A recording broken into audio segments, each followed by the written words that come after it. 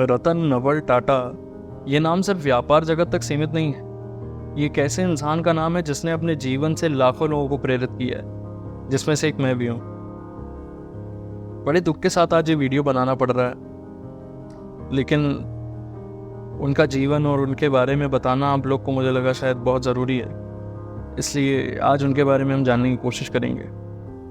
रतन टाटा का जीवन सिर्फ उनके व्यापार जगत तक सीमित नहीं था, बल्कि ये ऐसे इंसान की कहानी है जिसके जीवन में प्रेम, जिसके जीवन में सिद्धांत, जिसके जीवन में एक नेतृत्व और पूरे समाज को या पूरे देश को एक दिशा देने की ताकत थी।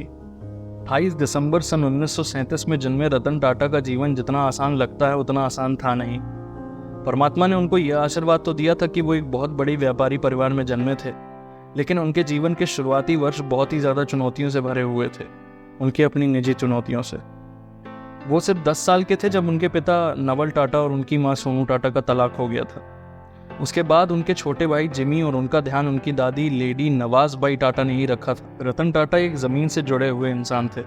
उनके परिवार से भी उनको व्यवसाय का बहुत अच्छा अनुभव मिला हुआ था और उनकी शिक्षा जो है वो भी बहुत अच्छी हुई थी।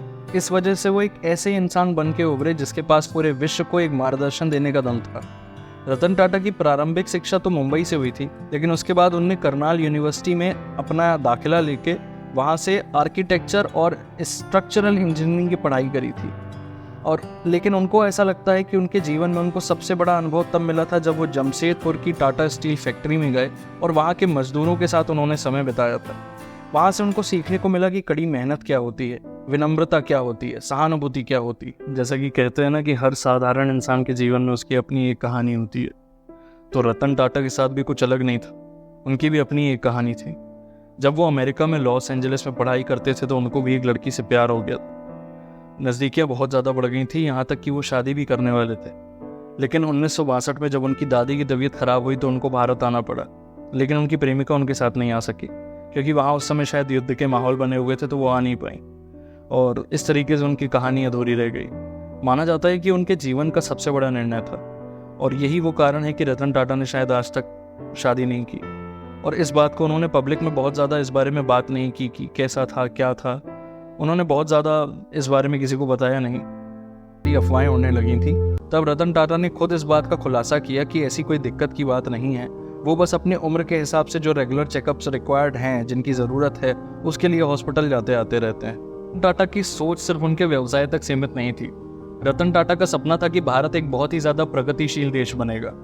रतन टाटा ने टाटा ट्रस्ट के माध्यम से बहुत ही ज़्यादा गरीब लोगों के लिए सबसे बुनियादी ज़रूरतें प्रदान करी, जैसे कि शिक्षा, स्वास्थ्य, स्वच्छ जल। रतन टाटा अक्सर एक बात कहा करते थे कि मैं सही निर्णय लेने में विश्वास नहीं रखता, मैं बस निर्णय ले लेता हूँ और उसको बाद में सही बना देता हूँ। यही उनके जीवन का सबसे बड़ा सिद्धांत रहा। रतन टाटा का कोई सीधा उत्तराधिकारी नहीं, लेकिन उनके द्वारा प्रेरित लोग ही उनकी विरासत को आगे बढ़ा रहे हैं। नटराज चंद्रशेखर वो भी उनमें से एक हैं, जो भी टाटा सन्स के अध्यक्ष भी हैं। उनका नेतृत्व नैतिकता, विनम्रता और दूरगामी सोच पर ही हमेशा चलता रहेगा। रतन टाटा ने जिन एंटरप्रेन्योर का और जिन इनोवेटर्स का सपोर्ट किया था, अब वही उनकी विरासत को आगे लेके जाएंगे। रतन टाटा का जीवन प्रेम, त्याग और दूरगामी सोच पर आधारित है। रतन टाटा ने अपना जीवन कभी खुद के लिए नहीं जिया, हमेशा दूसरों के लिए जिया है। रतन टाटा आज हमारे बीच में भले नहीं रहे हैं, लेकिन उनकी सोच इस धरती की मिट्टी में, भारत में, हम सभी में हमेशा विद्यमान रहेगी। रतन टाटा ने जो विरासत हमारे लिए छोड़ी है उसमें हमेशा करुणा, कड़ी मेहनत, निष्ठा हमेशा रहेगी। मैं बस अंत में भगवान से यही प्रार्थना करता हूँ कि भगवान रतन टाटा जी को अपने चरणों में जगह दें और उनकी आत्मा को बहुत शांति दें। धन्यवाद।